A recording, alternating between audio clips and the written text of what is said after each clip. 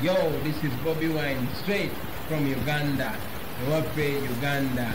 Big up that YouTube channel. Subscribe. Kibeera kichiko ekyebitamatama. Chiko nedda. Chiko elo yabuuka lyesimu yagijjako. Yadduka emisinde. Tojjukira taa chikubirako. Olozane twakubira katimoni andipuka. Katimoni twakafuna. Jukire twakafuna ko ne kawunga. Anti kati bwe twaddamu kubandoza katimoni ke kakwata. Kuba katutegeera mangu. Chipumba techitufuna. Chipumba. Andi katimoni anipumba. Atunonye. Katimoni ke kati ni pumba kinene. Chipumba kino kiyinza otugira. Chipumba. Kimanyi nnyo kulwa ku masimu ngeri gye kitakyogera nnyo Luzungu. Luzungu lukireeta ebirogologo. Kali keekaza. Kawani kensingo kadde kwogera Oluzungu olufu. Nekafuna akatebe kibulira mu lubuto.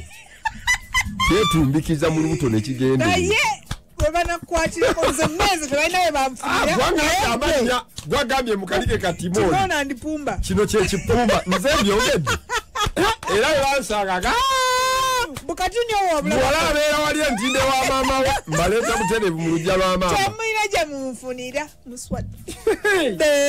Ale bantu genyo nga mbaleta eri ku maka wennyini. Mage alo.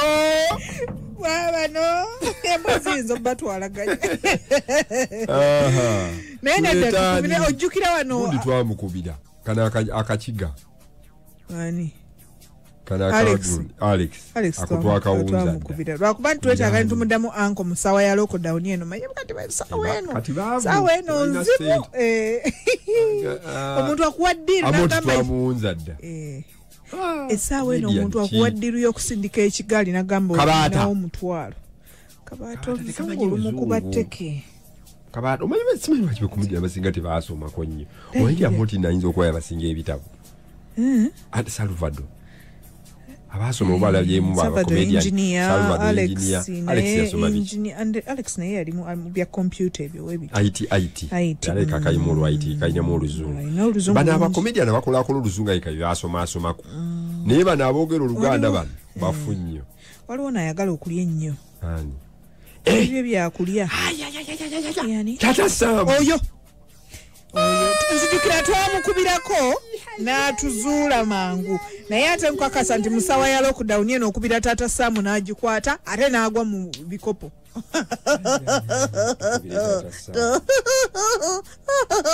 kati oseka ki nzijukidde ng'alya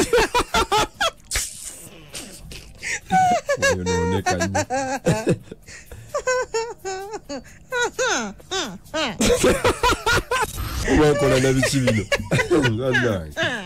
alekerawo taddamu kuseka katukubire Taata Samu tumugambe tulina ebifi by'enkoko wano ebifi by'enkoko wano ayagala nnyo sente ayagala nnyo ddi ebidibye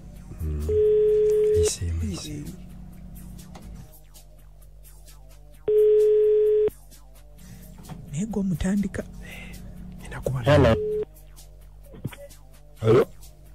Wanji sebo. Taata Samu jiba. Kale sebo jabale ko sebo. Kale sebo. Katongolo mutongolo. Yes, katongolo mutongolo nkyasa kuwuliza. Kale bigenda bitya kiki kawunga kaweddewo.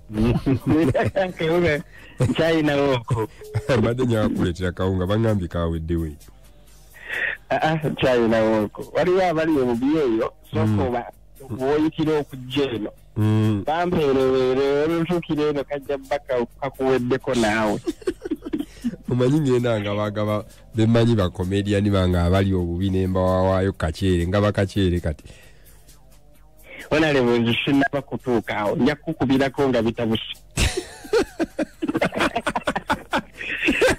Ate nga nakulaba olajana. Naye nze musooka anti ebintu bino babimusipotinga olaba nze nina abaana bange ndowooza bali babiri biological abembeera nabo kati mujjeeko ebyo Taata Samu Comedy House bonna benzanya nabo nga bali mubi abantu abakulu abakola ebyenjawulo ab'ebipande abaki nga akolera emmere ya leero wokoze show lwalya webiganye nayinafuna abantu nno balaluka baali balowooza obeera ne maama Samu mu maka ge gamu ningamba naye mmwe muli balalu oli omukazi omukulu ono ekino ekivubuka ekiteekya emyaka 19 nakuwulira katobyoleyo kyengedde oba nkulikodinga eggwe okufunira empalana gwe kakati waliwo ddiiro eri serious kakati ddiiro eno baagalayo kasikiiti omanyi kano kasikiiti ka patrico ke baakoze ne gundi ne abe mukiibi bano bagayi bayagaddeyo kasikiiti abamerika bano manyi ya mikwano gyange okwembase bambalidde ddiiro ne bagamba taata Saamu ono ayinza okufunayo bagayi be wano ne mukibeeramu ne mugira ne mukola kaddiirwako sente ne zijja kuba kasente kawerawera tuyinza okufunayo obukadde bwaffe nga5 ne tulyako kiba kibi ekyo si kibi sente era kasikiiti nga kali mu korona era bya korona kati simanyi oba tuyinza okigira tuyinza kiyiyayiya n'okakola tusobola okiyiya netukakola anti nze mbeera njagala nnyo okumanya wenfunira kati bajeti yaabwe yeyo ddala eri 60 oteereeza eyinza okukendeera oba eyinza okweyongera agimbalira ngamba tezikka wansi wa 5 kati nze njagala ngiyiseemu nga ndi ku rest assured ku kapasente gikange then awo tugiyiseemu ano ffe tuli akantu kubanga eyinza okugwera mu bukaddeeyo nga 8 kuba n'alyako ayagala ogiyisaamu yayagala kulyayo nga 3 then ffe atulekera 5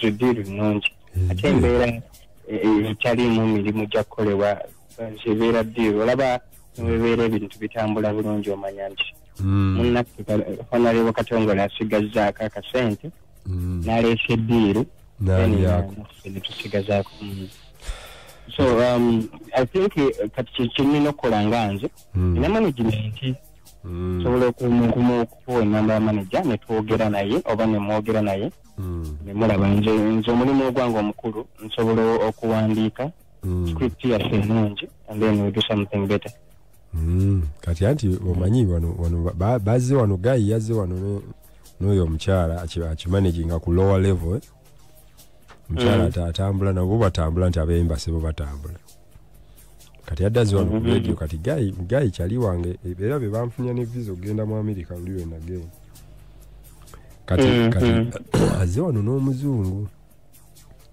naye omanyi abantu bano balina olugezigezi baba baagala bo ne boogera n'omuntu direct kati simanyi omuntu onoyoge bwennamukuba onoyogera naye oluzungu ate nze nze ndi graduate oluzungu olumanyi bwawe nga sikulyanko ng'olwogera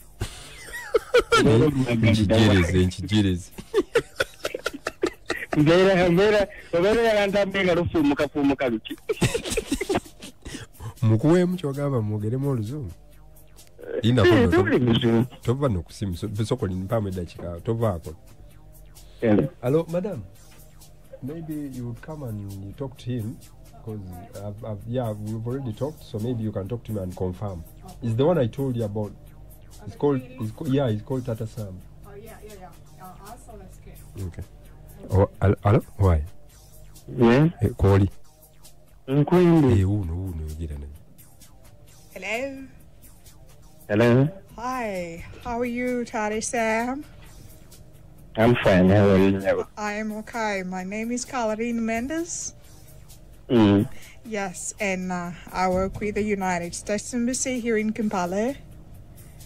Yes, you stay here in Kampala? Yeah. I'm here in Kampala because I work for the mission for the United States Embassy. Okay. Yeah, and we are here at Capital FM, and we wanted to talk to Mr. Karangole. He told us that you are a comedian. And we can do what we gotta do. We want to do a skit about COVID-19. Yeah. So I don't know if we could meet because we have access on the road, so we can actually find you where you are. Okay. Yeah. So I don't know. Is it okay? Okay. So, yes, Katongole, your partner has already told him about it. Yeah. And since we are not entertainment company artistically, and the artistic director can write a good script about COVID-19. That is very clear. Excuse me, madam. Okay. Sam. Tata Sam, now yogiza amaanyi nawe oluzungu lwoyogera obadde ki? Yogera mukumaanyi kati omuzungu wino oyogera ng'oba tebirikkirira. Gwagambye ko litampulira oba olugo tategeera luzungu lwogerwa. Bunguli ofulufota bufulufosi naawe. Toseka mukazi ajja naloza tumugeya linda. Madam. Madam. Katoza elementi zeraje Endobeso nkukola ki? Wadde kinawe. Katoza elementi zera ntinzinga nkukola ki? Sam, Tata Sam soko linda. Hello? Yes, madam. Why never be Endobeso obadde ki? Wait, madam. You can talk to him, he's okay. Please. Yes. Okay. Tata Sam. Yes, please. I'm sorry. I don't know. Is that your real name, Tata Sam? Yes, that's the message name. Okay. Robert Sunday. Robert. Robert. Robert is my real name. Okay. So, Robert, so we can go ahead and work with you. I have a team of people that can work with me and do the logistics for you. So I was told you're a good writer, so it's okay. We can meet and then talk about the script, okay? No, it's okay. It's very okay. I'm good. I can do something good. Okay, that is great. I love working with talented people. So you said you're Robert too, your surname, because I want to write it down. I want to know the person I'm talking to. Robert, you said Robert Sunday is my real name. Robert Sunday. Robert Sunday. Robert Sunday. Yes. Okay. How old are you, sir? I'm 31. 31, okay. Are you married? Yes. Oh, okay. Robert married. And you have a family, like children? Yes, I have a biological family, and then there's people I live with most of the times. The group, the company I work with is also another family of me. Oh, okay. Oh, that is very interesting. I love that. I love that. Okay. Okay. So, apart from acting the skit, you're gonna do the writing part, and that we're gonna have to discuss the payment for that as well. Because at first we thought that we are only gonna talk about acting. Okay? Yes, no problem. It's okay. Okay, so we want to do the payment for the writing as well, the writing of the script, because we had a script in mind, but then we need to sit down and then compare the script, your script and our script, and we see what we can go with. But we would love so much to work with your ideas, because this is going to go for the Ugandan market. Okay. Yes, so you already had a skeleton of let me say the script you had in mind already written. We did, but then it's okay. We don't have a problem sitting down and sharing ideas with you. So we would love to look at your script, and then we share our script as well, and you can advise us accordingly, because you know this work very well. No problem. It's very okay. I think it's okay. Okay. We can compare the two scripts. We can even intermingle the both of them, and then we come up with the best one. Perfect. I love that. Okay, so you can talk to Mr. Kurtangale. Tata Sam. Yes, please. Why you? Oluzungu. Ati mungu otidinga n'okusinga nga ayogera Oluzungu. Zibadde zikusubiramu kuva mu bigambo ebyo. Baana eritwayo ndowooza mundaba mu nkoko n'ebigambo tusingayo nti tutegeererako ddala. Kikekyo kaakati nno omukazi agenda tuwayo akasente wano agenda kumpayo obukadde banga butaano just tusooke tukuweerezeeko. Katongole kakati kyembuuzaamu ekya ssente so kyekikulu. Zino sente kyembuuza avuddeko ku simu ambuulidde kyayeetaaga tukomye ku ki era tutandikira ku ki. What do you think? Anti kati nze nkubuulira kati saawe eno ngenda ku bukadde obutaano njagala kuweerezaako kubanga ezo za transport just kwetereeza ekitegedde nze wedde bampadde edde zange 2. Yes madam. Okay, can we meet him so that he signs for the money he's going to receive? We want him to sign somewhere so that we get acknowledgement that he received the money. Okay. So we need him to sign, okay? Ask him if we can meet him wherever he is so that he signs. Let me ask him why. Kati omuzungu agambye mbu osobola okujja nosayiningayo wano obukadde 3. Oliko capital. Oli waggwe. Ndi waka, ndi Rubada. Olugenda tambula otya? Nina motoka, nina speaker. Wajijja wa? So ndi mu media, ndi presenter. So ndi mu media, ndi presenter. Aba media batuwa stickers. Gwetojina. Katojja.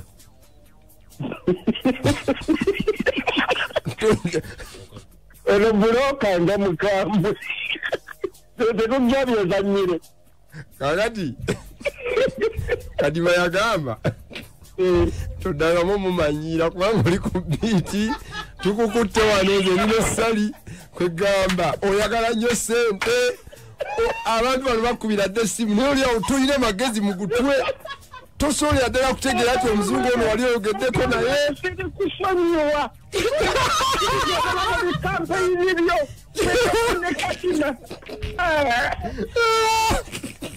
kiteebereza nengamba ddala kakongole sebo mumpadde obukaze ani oyo ani oyo wali omuzungu mukwongere tompa bizungu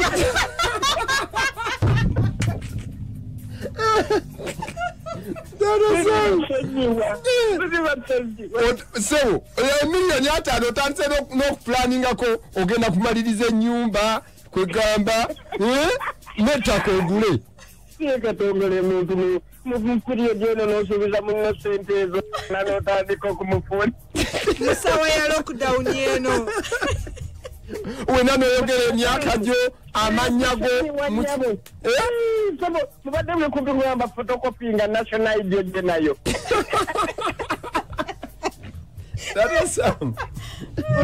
eno gye bayita BTFM tuli bakafulu beera bulungi siri basonyiwa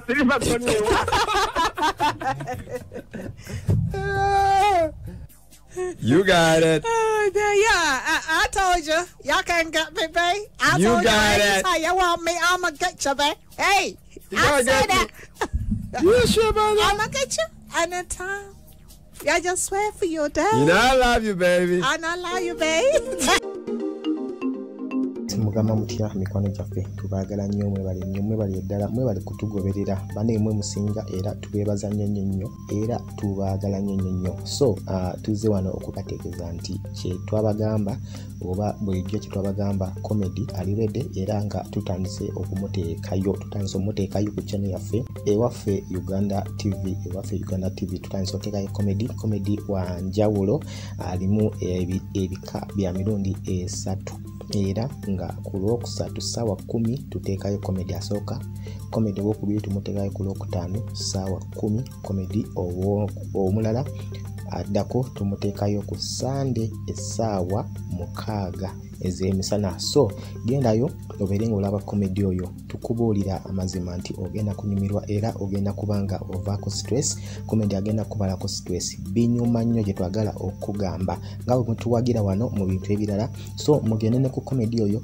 mubeere nga mulaba togenda kwejjusa ogenda kunyumirwa era ogenda kuvaako stress so gendayo olabe comedy oyo onyigeko gwe kennyini ojja tubuulira mu comments awo engeri gy'obirabyemu bitambula bitya likinga sharingira banno so mwebale nnyo tubaagala nnyo tugende maaso nga tuwekinga